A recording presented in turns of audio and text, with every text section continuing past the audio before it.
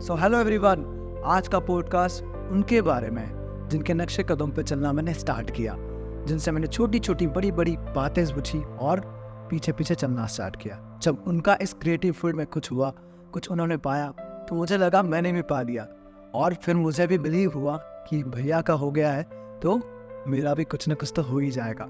Yes, मैं उन्हें भैया बोलता हूँ क्योंकि उन्होंने बहुत मुझे छोटे भाई जैसा ट्रीट किया है। मेरे छोटे छोटे क्वेश्चन का बहुत अच्छे से आराम से जवाब दिया और आज वो हमारी इस फिल्म अहमियत के डायरेक्टर हैं। यस, मैं बात कर रहा हूँ हिमांशु श्रीवास्तव की। So let's meet Himanshu Srivastava.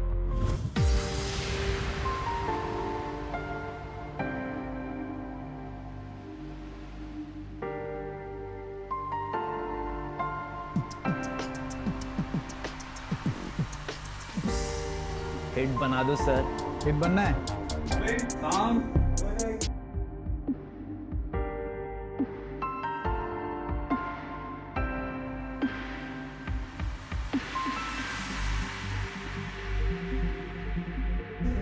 And action.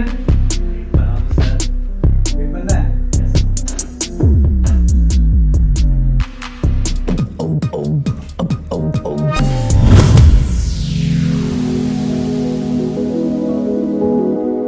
So welcome भैया। Thank you so much Kamlesh, बहुत ही अच्छे से मुझे इंट्रोड्यूस किया and thank you so much कि जो मतलब कहीं ना कहीं ये एक अपॉर्चुनिटी भी थी मेरे लिए एज अ डायरेक्टर, क्योंकि मैंने शॉर्ट फिल्म्स वगैरह मैंने की हुई थी और शायद आपने देखी भी थी वो। तो जब अहमियत के बारे में मुझे स्टोरी पता चली कि इतनी प्यारी स्टोरी कमलेश ने खुद ने लिखी है ये स्टोरी, और कमलेश ने मुझे बताया कि मैं हिमांशु भैया ऐसे ऐसे कुछ प्लान कर रहा हूँ, तो आप करेंगे क्या? तो मैंने बोला बिल्कुल करेंगे यार, मैंने क्यों नहीं करेंगे, इतनी प्यारी स्टोरी, मतलब हम नहीं करेंगे तो फिर कौन करेगा। सही। आज भी मुझे याद है वो फर्स्ट टाइम जब मैंने आपको स्टोरी के बारे में बताया था। मैंने पूछा था कि क्योंकि मुझे पता था कि आप अब मुंबई आ गए हैं और क्या अब इतने बड़े लेवल पर आ गए हैं, तो अब क्या होता है कि टाइम की शॉर्टेज होती है। सो मेरा ये था कि मैं आपसे पूछूं कि क्योंकि उसके पहले ऐसा कुछ किया नहीं था। लेकिन आपने बहुत ऐसे क्विकली आंसर कर दिया कि कर दो, साथ में हूँ। तो मुझे बहुत कॉन्फिडेंस मिला उससे, और धीरे धीरे उस वजह से ही कुछ ऐसा हुआ कि प्रोजेक्ट और बड़ा और बहुत बड़ा हो गया और अभी बहुत अच्छी स्टेज पे चला गया। अभी हमने डबिंग भी फिनिश किया। कल ही हमारी मूवी की हम डबिंग कर आ रहे हैं, और जो मैं कैरेक्टर बोल था मेरा, हाँ मुझे ये पूछना था सबसे पहले कि मैंने तो कैरेक्टर नरेट किया था आपका, और क्योंकि मुझे वो कैरेक्टर में ऐसा लगा कि या अगर हिमांशु भैया इस कैरेक्टर में आ गए तो मज़े आ जाएंगे। सो ये तो मेरा व्यू था पीछे। आपका क्या था? मतलब आपने अक्की भाई पढ़ा, अक्की भाई कैरेक्टर का नेम है और अहमियत में सर अक्की भाई कैरेक्टर प्ले कर रहे हैं। सो उसको लेके आपको क्या लगा, आप बताइए कैरेक्टर के बारे में। हाँ, अक्की भाई। तो अक्की भाई जो है ना, ये मेरी मूवी का कैरेक्टर है।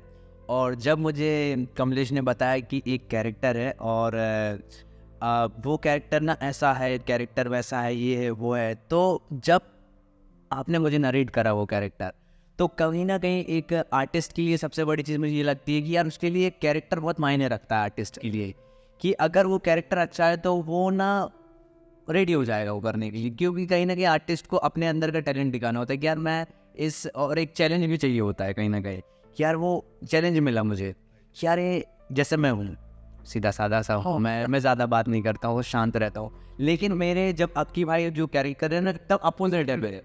तो ये मेरे लिए एक चैलेंज था कि यार वो उस कैरेक्टर को, वो थोड़ा सा फ्लर्टिंग वाला कैरेक्टर है, एकदम कॉलेज का सीनियर कैरेक्टर है, तो क्विक करा मेरे को कि यार ये कैरेक्टर मेरे लिए चैलेंजिंग है और एज अ आर्टिस्ट मज़ा आ रहा है। मैंने कहा यार, तो मतलब कि उस मूवी को मैंने डायरेक्ट भी करना चाहा और मैंने वो किया, और जब वो मैंने कैरेक्टर प्ले करा अक्की भाई का तो फिर नहीं, आपने बहुत अच्छा किया है और डबिंग में आपने शॉट देख ही लिए और हमारे लिए भी बहुत अच्छा था। अच्छा, आप बोल रहे हैं कि आप जस्ट अपोजिट है। सो मैंने भी उसमें इस तरह से देखा कि वो कैरेक्टर के लिए आपके लिए मैंने ऐसे सोचा कि वो एनर्जी, आपके अंदर वो एनर्जी है, तो मुझे कंफर्म हो गया था कि ये जो कैरेक्टर है आप बहुत ही अच्छे से निभाएंगे। और क्योंकि आप सच बोल रहे हैं कि हाँ आपका वैसे ही नेचर है, सही है, आप कभी ऐसे नहीं है। एनर्जी के लिए, उस एनर्जी के लिए सोचा है कि मुझे पता है कि ये चीज़ है, आप करोगे और बहुत अच्छे से करोगे। बाकी अदरवाइज अगर मैं ऐसे देखता कि भैया जैसा, तो कि मैं भैया सब कुछ पूछता हूँ, अपने अच्छे से पोलाइटली जवाब देते हैं, तो शायद वो इमेजिन नहीं कर पाता। लेकिन मुझे पता है वो एनर्जी है ना, वो जब आएगी ना, और उस कैरेक्टर की जो एनर्जी है, तो दोनों मिलकर मज़े आ जाएंगे। और डेफिनेटली वो दिख रहा है जब सर स्क्रीन पर आते हैं, मज़ा आ जाता है। और हमारी बहुत अच्छी केमिस्ट्री उसके अंदर, सबसे मेन चीज़ था है हम दोनों का बहुत उसमें कॉन्ट्रीब्यूशन है, तो बहुत मज़े आने वाले हैं।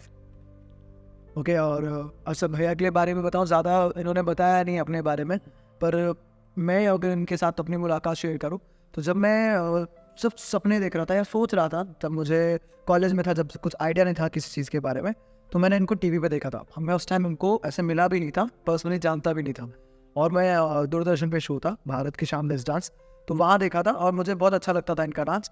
और मैं जाके इनके डांस देखने के लिए वहाँ पर, मतलब मुझे नहीं पता था कि इन फ्यूचर कभी मुझे इनसे मुलाकात होगी। और फिर मैं अकेडमी गया सीखने, तो वहाँ पता चला कि ये सर ऑलरेडी वहीं से हैं। और उसके बाद में सर के साथ में हमने सर शो से अकेडमी आए, जब तक मेरा कॉलेज चल रहा था तो मैं बाहर हो गया, तो मैं मिल नहीं पाया, और मतलब इनके साथ ज़्यादा टाइम नहीं बिता पाया, लेकिन 1-2 दिन शायद कुछ मिला, कांटेक्ट हुआ, और फिर तब से मैंने इनका पीछा पकड़ लिया। तो फिर हर छोटी छोटी चीज़ों में मैं इनसे पूछता गया कि ये ऐसे कैसे होता है, वो कैसे होता है। फिर सर ने नेक्स्ट शो किया, दी जोड़ी, फिर दी चैम्पियन, फिर सर और भी ग्रोथ करते गए। पर सर की मेहनत देख के मुझे लग रहा था कि यार इनके आगे तो हम कुछ भी नहीं है, और सर कर ही जा रहे हैं। और क्योंकि हमें एक मुकाम की ज़रूरत होती है, सो डर भी रहता था कि यार हम अभी इतना कुछ भी नहीं कर रहे हैं, सर कर ही जा रहे हैं अभी, और अभी भी सर भी अभी तलाश में है, मतलब उस टाइम आप भी तलाश में थे ना, राइट? तो तलाश में ही थे। फिर एक दिन मौज में जब आपका आप जीते, रेमो सर ने अनाउंस किया, और उस दिन का एक्सपीरियंस ऐसा है कि जब मैं लेके बैठा था और मैं देख रहा था कि क्या होने वाला है, और जस्ट हुआ, और मैं पूरे घर में ऐसा दौड़ा हूँ कि वो स्टिल, अगर मेरे ब्रदर सिस्टर्स वहाँ पर थे ऑलरेडी, तो वो देख रहे कि भैया ऐसे क्या पागल हो गए क्या, ऐसे क्या दौड़ रहा था, और मैं उछल के कूदा हूँ।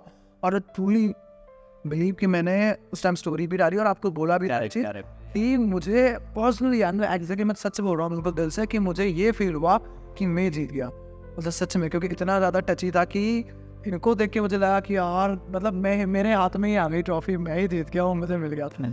और फिर एक बिलीव और स्ट्रॉन्ग हो गया, क्योंकि हम लोग देख रहे हैं बड़े बड़े आर्टिस्ट हैं, बॉलीवुड सेलिब्रिटीज़ हैं, अभी हम लोग उस टाइम पर बहुत ऐसा चल रहा था, सुसाइड हो गया था और बहुत सारी चीज़ें हो रही थी, तो क्योंकि इतने बड़े आर्टिस्ट होने के बाद में भी ये डिप्रेशन और स्ट्रेस आ रहा था, तो कहीं ना कहीं बिलीफ सिस्टम और कॉन्फिडेंस ऊपर नीचे हो रहा था। तो यहाँ लेके एक बिलीफ बना, और कि यार ठीक है, अपने आगे जो है उनका हुआ है, तो अपना भी कुछ तो हो सकता है। बिल्कुल। तो वो कॉन्फिडेंस और बना, और फिर मैंने थोड़ा, फिर इनके पीछे इन्होंने लिखते थे कुछ पोएट्रीज एंड ऑल, सो मुझे लिखने का बहुत शौक है, तो फिर मैंने थोड़ा सा कुछ लिखा, फिर इनसे करेक्शन मांगे कि ये कैसे हो सकता है, देखो मैंने ऐसा लिखा है, फिर इन्होंने और गाइड किया, तो ऐसे मैं पीछे लगा ही रहा, और अभी भी पीछे लगा हुआ ही हूँ। एंड सीरियसली मतलब मुझे अभी भी याद है कि जब हम जब उस टाइम पे, आई थिंक मुझे लग रहा है ना 2014-2015 की बात है ये, और मैं डांस टीचर था, वहाँ पे सिखा रहा था। भाई मुझे सच में याद है कि कमलेश उस टाइम पे भी मतलब ऐसा था कि यार हम उतने कांटेक्ट में नहीं थे हम, लेकिन कहीं ना कहीं हम एक दूसरे से बात बहुत टाइम के बाद करते थे, लेकिन अच्छी बातें होती थी हमारी हमेशा। और जैसे कि मैं शॉर्ट फिल्म वगैरह में करता था पहले, तो मुझे पता है कि आप तो देखते थे, और आपके हमेशा मतलब एक फीडबैक होता है ना, कि आपका वो हमेशा मेरे लिए एक फीडबैक आया है कि हाँ हिमांशु भैया बहुत अच्छा करा, ये करा वो करा। और फिर मैंने देखा कुछ टाइम बाद कि यार तुम भी इस टाइम वही चीज़ कर रहे हो, कि तुम भी मतलब अपनी शॉर्ट फिल्म्स बना रहे हो, भेज रहे हो। और सीरियसली कमलेश, मुझे बहुत ज़्यादा खुशी हुई कि यार कमलेश इतना अच्छा कर रहा है, और धीरे धीरे तुमने बहुत सारे काम करे, ऑफकोर्स किए हैं वो, और मुझे पता चल गया था कि भाई ये बंदा ना, वो होता है ना कि एक लंबी रेस का घोड़ा होता है, मैं समझ गया था कि यार ये वहाँ पे स्टॉप नहीं होने वाला है। मैंने कहा ये कंटिन्यू आगे चलने वाला है अभी। और देखो इसका सफ़र भी, जैसे इसने मेरे सफ़र के बारे में बात करी है, मैंने भी इसका सफ़र देखा है, और बंदे ने सच बताऊँ बहुत मेहनत करी है, सच में कमलेश ने भी बहुत ज़्यादा मेहनत करी है। मैंने स्टार्टिंग से देखा है, शॉर्ट फिल्म, सॉन्ग, फिर ये, फिर क्लास, फिर ये, फिर सारी चीज़ें। और अभी मतलब कि मजाक नहीं है सच में कि आप एक फीचर फिल्म बना रहे हो, आपने खुद ने लिखी है, आप प्रोड्यूसर भी हो उसके, आप प्रोड्यूस भी कर रहे हो, और इतने बड़े लेवल पे, इतने बड़े स्केल पे आप शूट कर रहे हो, और इतने बड़े बड़े आर्टिस्ट जैसे कि लता जबरवाल मैम हैं, सुमित सर हैं, मतलब कि ये कहीं ना कहीं अपने आप में एक बहुत बड़ी हस्ती है, और आप उन हस्ती के साथ में आपने एक अहमियत मूवी बनाई है, ये कहीं ना कहीं एक बहुत बड़ा अचीवमेंट है हमारी लाइफ का। तो और आपने उसमें, मैं डायरेक्ट कर रहा हूँ वो डायरेक्शन का मुझे मौका मिला, I am really happy, thank you so much.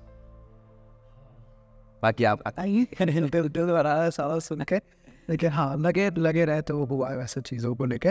और मैंने यही अभी देखते देखते आपको भी और सारी चीज़ों को ऑब्जर्व करते हुए यही सीखा है कि आप किसी चीज़ को लेके पकड़ कर बैठे रहो, लग जाओ उसके पीछे, पकड़ के बैठ जाओ कि ये मुझे करना है, और फिर उसको कंसिस्टेंटली करो भी, मतलब उसको चलने दो। ऐसा नहीं कि बैठ गए और फिर करना, कूद गए, कूदने के बाद नहीं, पहले तो स्टार्ट करो, थोड़ा सा दिमाग से सोचो, सोच के स्टार्ट करो। तो एक स्लोगन है मेरा, just take the first step. तो फर्स्ट स्टेप लो और फिर धीरे उसको लेके आप कंटिन्यू करते जाओ, तो धीरे धीरे सारे रास्ते खुलने लगते हैं। और यही हुआ है, मतलब अभी तक जो भी जर्नी रही है उसमें ऐसा ही हुआ कि थोड़ा सा कुछ कि यार मुझे ऐसा करना है, तो आपके अंदर एक इच्छा होनी चाहिए करने की। सबसे पहले तो वो इच्छा है, उसको लेके बैठे, आप करना चालू किया, और फिर कोई कुछ भी बोल रहा है, बहुत सारे अप डाउन आते हैं, टाइम लगता है कभी कंप्लीट होने में, अपना जो गोल है या फिर जो प्रोजेक्ट है वो कंप्लीट होने में टाइम लगता है, अप डाउन आते हैं, लेकिन आप लगे रहोगे, कोई उल्टा सीधा बोलेगा या फिर कोई डिमोटिवेट करेगा, पर अगर आप लेकिन लगे हुए बिल्कुल, तो हो ही जाएगा। और ऐसे में गीता में भी ना, हर कार्य का परिणाम होता है, तो वो आपको रिजल्ट मिलेगा ही मिलेगा, ऐसा नहीं तो ऐसा करके मिलेगा। और वो सब और सबसे मेन चीज़ तो छोटी छोटी चीज़ है, जैसे आपने बोला ना भाई आपकी शॉर्ट फिल्म ये, तो अगर वो ही नहीं करते हैं, हाँ, तो यहाँ तो यहाँ तक नहीं पहुँचते आप इतने। हाँ, सर लोगों ने बोला सही बात है कि आप जब तक फर्स्ट स्टेप नहीं लेंगे तब तक आप आगे कैसे बढ़ेंगे। तो गाइस, हमारी जो मूवी है अहमियत, वो फाइनली हमारी मूवी की शूटिंग भी कंप्लीट हो गई है और हमारी डबिंग भी कंप्लीट हो चुकी है। ऑलमोस्ट हमारी पूरी मूवी अभी कंप्लीट हो गई है। कहीं ना कहीं हमारी मूवी रेडी टू रिलीज़ पे है अभी हमारी मूवी। और सबसे पहले मैं ये बोलूँगा कि guys, thank you so much कि आप सब ने हमें इतना प्यार दिया, मतलब शुरू से लेके अभी तक हम देखे। कहीं ना कहीं आपकी जर्नी में ना आपका, जैसे मैं अगर बात करूं तो हमारी जो ऑडियंस है, हमारे जो चाहने वाले होते हैं, उनका बहुत बड़ा हाथ होता है हमारी एक सफ़र में। तो आप क्या, हमारे सफ़र में जो आपका प्यार रहा है ना, आपका जो सपोर्ट रहा है, उसकी कहीं ना कहीं जो हमको दुआएं मिली हैं, हमको जो पावर मिली है, उसकी वजह से आज हम इस जगह पे, इस लेवल पर हम पहुंच पाए हैं। तो फाइनली हमारी मूवी बहुत जल्दी रिलीज़ होगी।